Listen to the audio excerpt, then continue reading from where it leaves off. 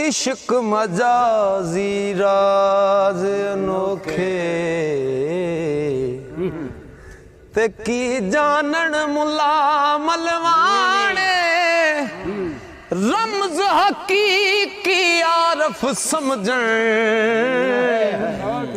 अते नाल दिल भर दे पाने। हाँ मैं कुतड़ी यार दे दर्दी